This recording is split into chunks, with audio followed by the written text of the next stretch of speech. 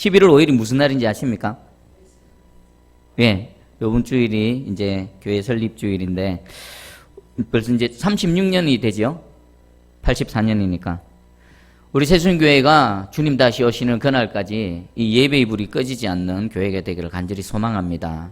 그리고 존재할 뿐만 아니라 하나님께서 교회를 세우신 그 목적, 구원의 방주의 역할을 잘 감당해 나가는 그런 교회 되기를 간절히 소망합니다. 또 하나가 있습니다. 우리 새순교회 몸담고 신앙생활하는 여러분 개인과 여러분 가정이 성경에 약속하신 모든 축복의 말씀들을 받아 누리는 여러분 가정, 개인 되기를 주님의 이름으로 축복합니다. 할렐루야.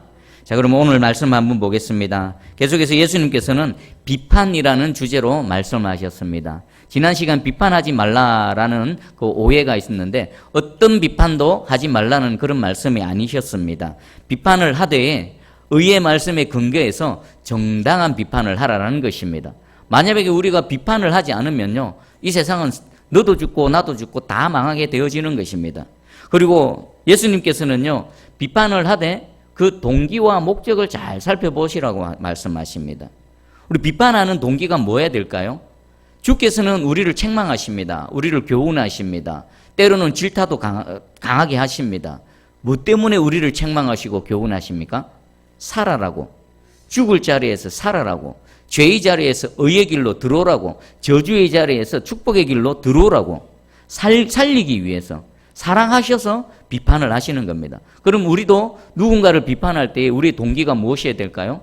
무자비하게 공격하기 위해서, 비난하기 위해서가 아니라 상대를 바른 길로 돌이키고 그 죽음의 자리에서 의의 길, 생명의 길, 축복의 길로 돌이키기 위한 그런 사랑의 마음이 동기가 되어져야 될 줄 믿습니다. 자, 오늘은요, 내가 비판받고 헤아림 받는 그 기준이라는 설교 제목인데, 남을 비판하기 전에 우리가 먼저 살펴봐야 될 게 있습니다. 일종의 필터링입니다. 내가 누군가를 비판하기 전에 그 전에 나 자신을 살펴보고 이 체크해야 될 체크리스트 3가지가 있습니다. 예수께서 말씀하시는 누군가를 비판하기 전에 체크해야 될 이 3가지 사항을 잘 가슴에 새기시고요, 우리의 삶 가운데 그대로 적용되어지기를 간절히 소망합니다. 자, 그럼 첫 번째 볼게요. 첫 번째는요, 남을 비판하는 그 비판이 내가 비판받는 근거 기준이 되어진다는 것입니다. 우리 2절을 한번 읽어보겠습니다. 2절, 자, 시작. 너희가 비판하는 그 비판으로 너희가 비판을 받을 것이요, 너희가 헤아리는 그 헤아림으로 너희가 헤아림을 받을 것이니라. 아멘. 이 말씀을 두 영역으로 한번 살펴보겠습니다. 우리 일반 계시의 영역, 그러니까 우리가 살아가는 우리의 현실의 삶 가운데 한번 생각해 보겠습니다. 내가 누군가를 비판합니다. 그러면 당장에 무슨 일이 일어납니까? 당장에 내가 비판받습니다. 여러분 분명히 각오하셔야 됩니다. 입을 열어서 누군가를 비판한다. 그러면 상대방으로부터 똑같이 비판받을 각오를 하셔야만 됩니다. 안타깝지만 이게 우리의 현실입니다. 옳고 그름은 저 떠나가서 누군가를 비판하게 되면요, 비판받는 자가 자신을 돌아보고 이렇게 돌이키기보다는 비판 그 자체 때문에 참지 못하고 대번에 공격하는 우리의 모습을 보게 됩니다. 이것은 똑같습니다. 우리 인간의 모습, 이 삶에 보면요, 마치 뭡니까? 확 불이 확 타오르기 전에 잔잔하게 불씨가 이렇게 있는 것 같아요. 교회도 마찬가지고, 여러분 가정도 마찬가지고, 세상도 마찬가지입니다. 그렇게 잔잔한 잔불로 있다가 누군가가 불꽃을 탁 튀깁니다. 그 불꽃이 뭘까요? 비판하는 말입니다. 비판하는 말이 불꽃이 탁 튀어져서 거기서 불이 확 생기고 전쟁이 발발하게 되어지는 겁니다. 이게 안타깝지만 우리의 모습입니다. 여러분, 누군가를 비판하려거든요.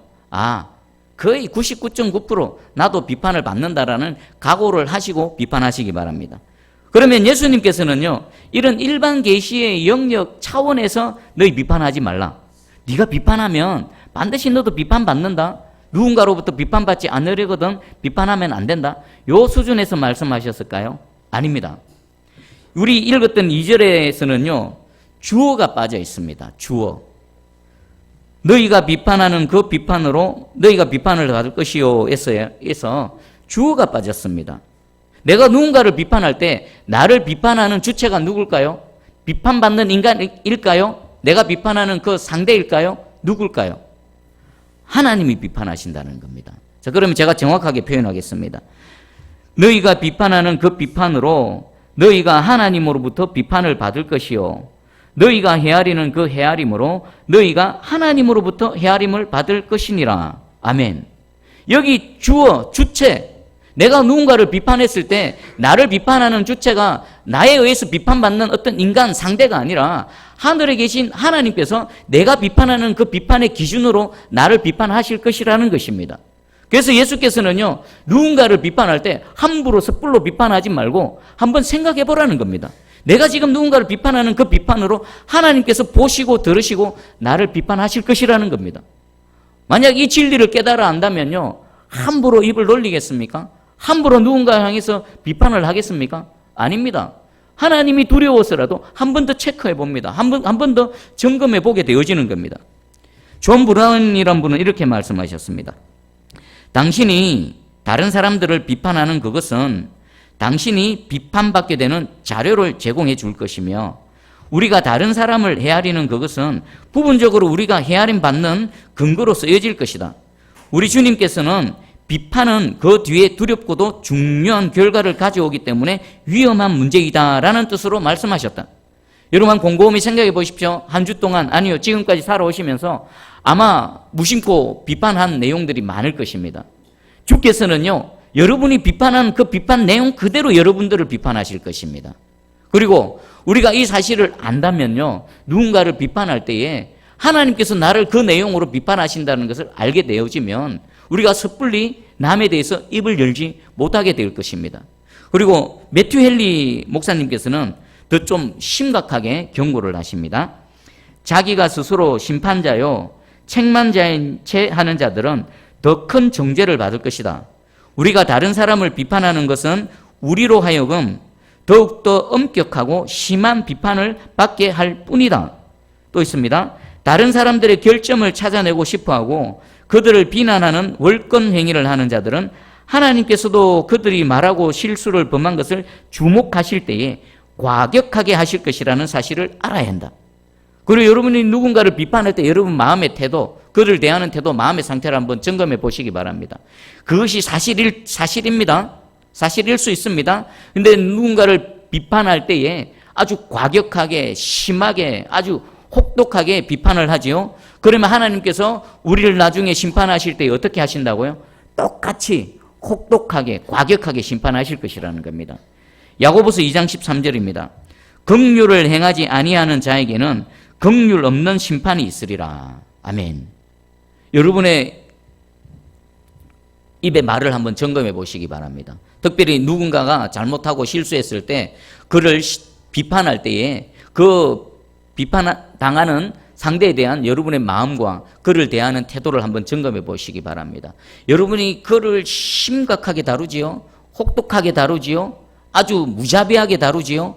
그러면 하나님께서도요 동일하게 우리를 혹독하게 다루실 것이랍니다. 우리 모두는요 그리스도의 심판대 앞에 설 겁니다. 믿는 자나 믿지 않는 자나 그리스도의 심판대 앞에 반드시 섭니다. 그때 주께서 우리를 어떻게 심판하신다고요? 네가 입으로 행한 그 비판의 기준, 그것으로 내가 너를 비판할 것이다. 그리고 플러스 알파가 있습니다. 그가 잘못했고 또 뭐 여러 가지 또 부족한 점이 있을지라도 그를 혹독하게 가혹하게 다루면 주께서도 동일하게 혹독하게 가혹하게 다루실 것이라는 것입니다. 자, 그러면 우리 여기서 하나의 기준이 제시됩니다. 누군가를 비판할 때에 나를 위해서라도 어떻게 비판해야 됩니까? 긍휼이 있는 비판을 해야 된다는 겁니다. 무자비하게 가혹하게 대해서는요 하나님으로부터 우리도 동일하게 그런 취급을 당하게 된다는 것입니다. 여러분 앞으로 살아가실 때 반드시 비판하는 그런 때가 있을 것입니다. 그때 이 말씀을 분명히 기억하시기 바랍니다. 내가 비판하는 이 비판의 기준으로 내가 비판을 받는구나. 내가 그를 대하는 그 태도, 그 정도에 따라 주께서도 나를 심판하실 것이구나. 이게 첫 번째 필터입니다. 첫 번째 체크사항입니다. 그리고 두 번째가 있습니다. 두 번째는요, 타인에 대한 비판하기 전에 먼저 자신을 돌아봐야 됩니다. 우리 3절하고 4절을 한번 읽어봅니다. 3절, 4절 시작. 어찌하여 형제의 눈 속에 있는 티는 보고 내 눈 속에 있는 들보는 깨달지 못하느냐? 보라, 내 눈 속에 들보가 있는데 어찌하여 형제에게 말하기를 나로 내 눈 속에 있는 티를 빼게 하라 하겠느냐? 아멘. 여기 티가 있고 형제의 눈 속에 있는 티가 있고 내 눈 속에 있는 들보가 있습니다. 티는 뭐고 들보는 뭘까요? 티는요, 뭐 찌푸라기 뭐 이런 뜻입니다. 들보는요, 어떤 건물의 기둥, 또 하나는 널판지. 내 눈에 널판지가 가려져 있는데 남의 형제의 눈 속에 있는 티, 조그마한 티, 찌푸라기 하나를 지금 지적하고 있다라는 것입니다. 그러니까 티하고 들보하고 비교해 봤을 때 하나님 보시기에 어떤 게 더 심각한 겁니까? 똑같은 티가 아니라는 겁니다. 똑같은 죄가 아니라는 겁니다. 티는 사소한 겁니다. 작은 겁니다. 그런데 내 안에 뭐가 있습니까? 더 큰 들보, 더 큰 널빤지 같은 게 있다라는 것입니다. 그럼 그 상태에서 누군가를 내게 들보가 있는데 나에 있는 들보는 보지 못하고 남에게 나보다 더 작은 티가 있는 것을 지적하고 비판한다는 것은요, 주께서 말씀하시는 겁니다. 처음부터 애시당초 비판할 자격이 없다라는 것입니다. 그래서 어찌하여 형제의 눈 속에 있는 티를 보느냐? 아주 심각하게 다루시는 겁니다. 위선적으로 보시는 겁니다. 네 안에 더 큰 게 있는데 네 안에 더 큰 것은 깨달지 못하고 어찌 상대에 있는 작은 것을 지적하고 비난하느냐는 것입니다. 왜 주께서 비난하느냐? 이것을 심각하게 다루시는가 하면 내가 누군가의 티를 발견하려면요, 쉽게 발견할 수 있을까요? 그냥 툭 지나가는데 그 티를 발견할 수 있을까요? 아닙니다. 눈여겨본다라는 것입니다. 세밀하게 살핀다는 것입니다. 저 사람에게 흠이 있나 없나, 잘못한 게 있나 없나 아주 세밀하게 살피다가 티가 하나 발견되면요, 그것을 붙들고 비난하고 지적질을 한다는 것입니다. 그런 의미에서 주님께서는 이 부분에 대해서 아주 심각하게 경고하고 있습니다. 너는 비난할 자격이 없을 뿐만 아니라 너는 먼저 내 눈 속에 있는 들보를 해결해야 된다라는 것입니다. 그러면 내가 먼저 누군가를 비난하기 전에 두 번째 체크사항입니다. 내 안에 들보가 있는가 없는가. 남의 티를 말하기 전에 내 안에 들보가 있는가 없는가를 먼저 점검해 봐야 된다는 것입니다. 우리 인간들은 이렇습니다. 10가지 중에 9가지가 잘 돼 있고 하나가 잘못되면 어떡합니까? 그 잘못된 하나를 가지고 지적을 합니다. 비난을 합니다. 비판을 합니다. 그런데 우리 주님은 어떻습니까? 10가지 중에 우리가 주님 앞에 9가지가 잘못되어져 있습니다. 9가지가 부족합니다. 그런데 한 가지가 주님 마음에 기쁘십니다. 그럼 어떡할까요?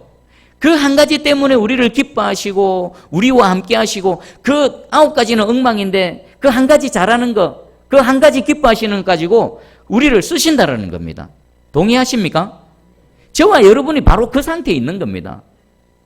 저와 여러분이 그 은혜 아래에 있는 겁니다. 그런데 우리 인간들은요, 안타깝지만 상대의 장점은 다 제껴두고 자기 마음에 걸리는 단점 하나가 있으면 그것이 마치 그 사람의 전체인 것처럼 부각시키고 그 사람을 아주 비난하고 비판한다라는 것입니다. 주님은 그것에 대해서 엄중하게 경고하십니다. 그렇게 하지 마라. 누군가를 비판하려거든 먼저 내 안에 있는 들보를 발견해라. 네 안에 먼저 점검해라. 자아 비판부터 하라 라고 말씀하시는 것입니다. 자, 그럼 세 번째 체크리스트입니다. 세 번째는요, 두 번째하고 연관성이 있습니다. 들보를 먼저 빼내라. 비판하기 전에 네 눈 안에 있는 들보를 먼저 빼내라. 그리고 나서 비판하라는 겁니다. 5절입니다. 우리 5절 한번 같이 읽어볼까요? 자, 시작. 외식하는 자여 먼저 내 눈 속에서 들보를 빼어라. 그 후에야 밝히 보고 형제의 눈 속에서 티를 빼리라. 아멘. 먼저 뭐 하라고요? 분명히 비판은요, 우리가 성경적인 비판을 하면요, 그것은 상대를 비난하기 위함이 아닙니다. 상대를 공격하기 위함이 아닙니다. 무엇하기 위한 겁니까? 상대를 돕기 위한 그런 비판입니다. 그런 상대를 사랑해서 상대를 돕기 위한 비판이라 하더라도 그 비판을 하기 전에 먼저 내 눈 속에 무엇부터 빼라고요? 내 안에 있는 들보부터 빼내야 된다는 겁니다. 왜 들보를 빼내야 될까요? 들보가 있는 상태에서 상대의 어떤 결점, 상대를 정확하게 볼 수 있을까요? 없을까요? 내 눈앞에 널판지가 씌워져 있습니다. 그럼 상대에 대해서 제대로 볼 수 있습니까? 없습니까? 못 봅니다. 마치 맹인이 맹인을 인도한다.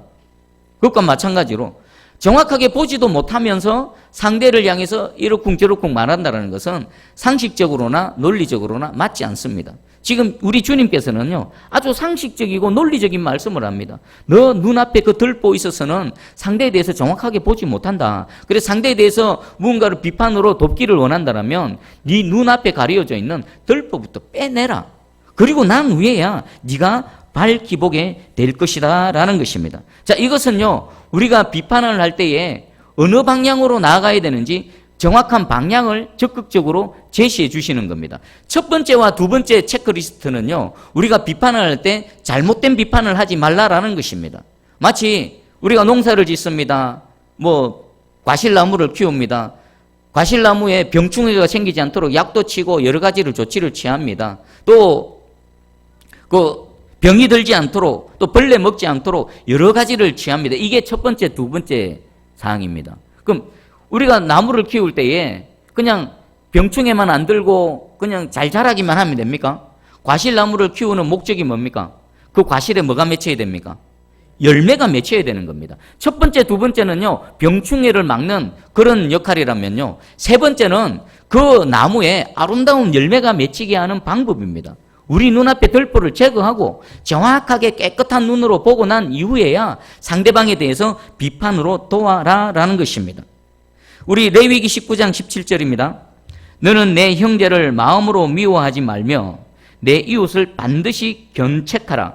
그러면 내가 그에 대하여 죄를 담당하지 아니하리라. 아멘. 하나님께서는요, 반드시 이웃의 잘못에 대해서 뭐 하라는 겁니까? 견책하라. 책망하고 훈계하고 바로 잡아라 라는 것입니다. 반드시. 그런데 비판에 있어서 우리 두 가지 위험이 있습니다. 하나는 공격하기 위해서 아주 혹독하게 무자비하게 비판하는 경우. 여기 잘못되었습니다. 또 하나의 경우가 있습니다. 우리는 아예 비판을 안 합니다. 하나님께서는요, 무자비하게 부당하게 비판하는 것도 잘못되어졌지만 아예 비판하지 않는 것도 잘못됐다. 그것은 너에게 죄다라는 것입니다. 그럼 우리는 왜 비판을 하지 않을까요? 마땅히 비판해야 될 때임에도 불구하고 왜 비판 안 하겠습니까? 두 가지입니다. 내가 비판하면 불편하지요. 여러분, 이 강단에서, 강대상에서 하나님 말씀 전하는 게 쉬울까요? 어려울까요? 어렵습니다. 하나님 하지 마라, 하라, 회개하라, 똑바로 하시오. 이게요, 쉽지가 않습니다. 누군가는 돌을 던지고요, 마음으로 앙심을 품고 그런 게 눈에 보입니다. 여러분, 내면 한번 살펴보십시오. 여러분, 하나님의 말씀으로 책망을 받습니까? 기꺼이 겸손하게 아멘으로 받습니까? 아니면 주눅을 집니까? 또 여러분 자녀들에게도 한번 여러분 자녀들의 잘못을 바로잡으려고 한번 타일러 보십시오. 순순히 받아들입니까? 아닙니다. 관계가 망가지고요, 어렵게 되어집니다. 불편합니다. 적어도 불편합니다. 이 불편한 게 싫어서 아예 입을 다무는 경우가 있습니다. 또 하나는요, 무시해버리는 겁니다. 그러다가 죽든지 말든지 그냥 내버려 둬버리는 겁니다. 내버려 둬버리는 거. 자, 그래서 우리는 비판의 두 가지 위험, 무자비하게 공격적으로 비판하는 것도 그런 비판을 해서도 안 됩니다. 또 두 번째는요, 아예 비판을 안 합니다. 불편해서 아예 안 하는 거. 그리고 상대를 무시해서 안 하는 거. 이 두 가지 다 하나님께서는 죄라고 말씀하십니다. 균형을 잡아야 됩니다. 균형을. 우리는 비판을 할 때에 사랑하는 마음으로 그를 돕기 위해서, 살리기 위해 비판을 해야 됩니다. 또 그를 또 시기적절할 때 반드시 견책을 해야 됩니다. 여러분, 이런 말이 있더라고요. 적당한 때에 한 뜸은 열 뜸에 해당한다. 적당한 때에 한 뜸. 그것은 시기적절한 이런 비판은 그 인생에게 있어서 큰 유익과 도움을 줄 뿐만 아니라 또 궁극적으로 그를 생명의 길로, 하나님의 은혜의 길, 축복의 길로 인도하게 되어진다는 것입니다. 여러분, 혹시 주변의 이웃들, 여러분 또 자녀들, 가정에, 여러분 성도들 가운데 혹시 잘못된 길로 가고 있는 분이 계십니까? 그럼 오늘 이 말씀에 따라서 그 이웃을 반드시 견책하시기 바랍니다. 내버려 두지 마시기 바랍니다. 적당한 때에 적절한 시기에 그 한마디, 그 말은요, 그 영혼을 살릴 수가 있습니다. 그 인생에 엄청난 유익과 도움을 줄 수가 있는 것입니다. 자, 그리고 우리 먼저 내 눈 속에서 들보를 빼어라. 이것은요, 우리 예레미야가 3장 40절입니다. 우리가 스스로 우리의 행위들을 조사하고 여호와께 돌아가자. 우리가 스스로 우리 행위를 조사가 뭡니까? 조사. 낱낱이 살펴보는 겁니다. 내가 누군가를 비판하기 전에 내 행위를 낱낱이 살펴보는 겁니다. 과연 나는 비판할 자격이 있는가? 과연 나는 저 사람보다 더 큰 무언가가 있는지 없는지, 그리고 여호와께로 돌아가자라는 것입니다. 이렇게 했을 때에 우리 갈라디아서 6장 1절입니다. 형제들아, 사람이 만일 무슨 범죄한 일이 드러나거든 신령한 너희는 온유한 심령으로 그러한 자를 바로잡고 너 자신을 살펴보아 너도 시험을 받을까 두려워하라. 아멘. 두 가지를 균형을 잡아줍니다. 누군가 잘못했을 때 범죄한 일이 있거든요. 온유한 심령으로 반드시 바로잡아줘야 된다는 겁니다.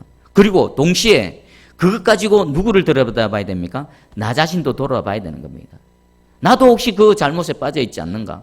나도 혹시 그런 죄악 가운데 있지 않는가? 우리는 비판하는 그 잣대로요, 남에게만 적용시킬 게 아니라 먼저 나에게 적용시키고 그것이 걸러지고 난 이후에 상대를 향해서 비판하라고 말씀하십니다. 자, 그러면 마지막 하나만 더 살펴보겠습니다. 비판하는 자와 비판받는 자의 자세를 살펴보겠습니다. 우리는 살아가면서요, 비판하는 자리에 설 수도 있습니다. 또 동시에 비판받는 자의 자리에 설 수도 있습니다. 자, 그럼 이때 우리는 어떻게 해야 될까요? 비판하는 자는요, 어떻게 비판해야 된다고요? 상대를 사랑해서, 그리고 그를 살리기 위해, 그를 도와주기 위해서 비판하는 겁니다. 그리고 비판받을 때는 어떻게 해야 됩니까? 겸손한 마음으로 그 비판으로 자신을 돌아봐야 되는 겁니다. 저 사람이 왜 저런 말을 하는가? 내가 무엇이 잘못되어졌는가? 내가 어떻게 해야 되는가? 만약에요, 비판하는 자가 있고 비판받는 자가, 비판하는 자는 공격하기 위해서 막 아주 신랄하게 비난을 해대고, 또 비판받는 자는 그것에 대해서 기분 나빠하고 저항하고 거절하고 대항한다면요, 어떻게 될까요? 여러분 삶은, 우리의 삶은, 교회 안에서는, 우리 사이는 어떻게 되겠습니까? 온통 분쟁과 다툼만이 가득할 겁니다. 어디를 가든 서로 헐뜯고 싸우는, 서로 망하는 그런 일밖에 남지 않을 것입니다. 우리 심지어는요, 여러분이 억울한 비판을 받을 때가 있을 것입니다. 억울하게.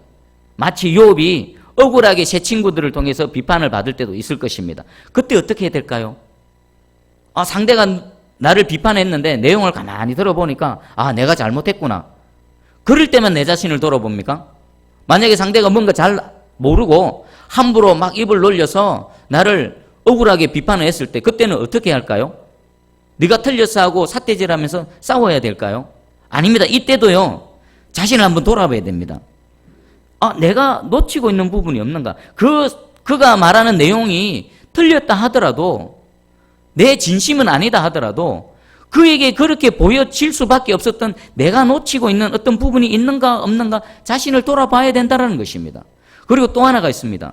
누군가가 나를 비판할 때는요, 그 비판 자체보다도 그 비판 내면에 숨겨져 있는 어떤 의도, 어떤 동기는 없을까? 예를 들면 이런 겁니다. 어느 날 남편이 아내에게 머리 모양이 그 모양이 뭐냐?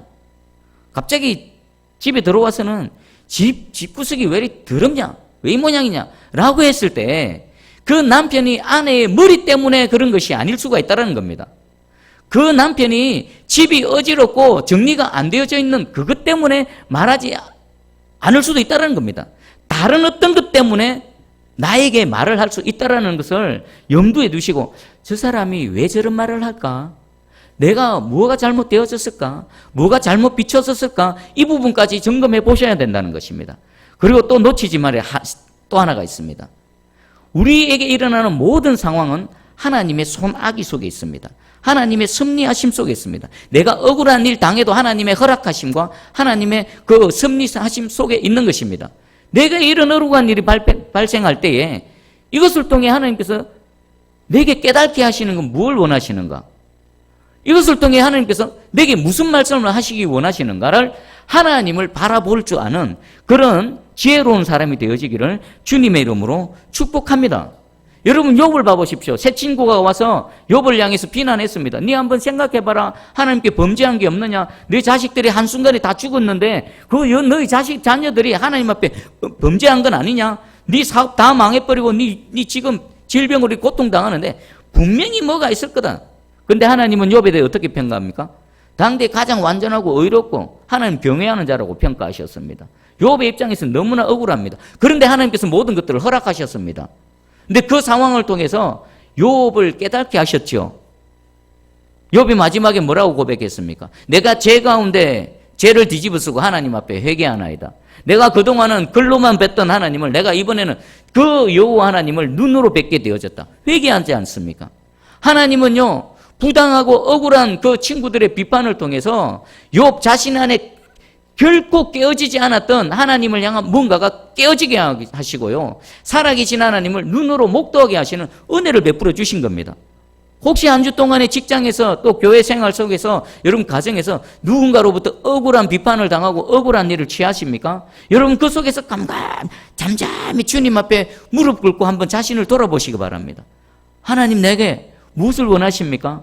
내게 무엇을 깨닫기를 원하십니까? 이런 것을 통해서 나를 어떻게 또 만들어 가시기를 원하십니까? 주님 앞에 무릎 꿇는, 그리고 하나님의 그 은혜 가운데 새롭게 한 단계 도약되어지는 저와 여러분 되기를 주님의 이름으로 축복합니다. 그리고 에베소서 5장 21절입니다. 그리스도를 경외함으로 피차 복종하라. 비판하는 자나 비판받는 자나 서로를 복종해야 되는 겁니다. 마음을 열고 듣는 겁니다. 비판을 할 때도 사랑해서 마음을 열고 비판하시고요, 비판을 받을 때도 마음을 열고 한번 들어보는 겁니다. 상대 입장에서. 그럴 때에 이 비판이요, 저와 여러분들에게 유익으로 작용되어지고 더 한 단계 성숙되어지고 도약하는 계기가 되어질 줄 믿습니다. 여러분, 출애굽기 2장 14절입니다.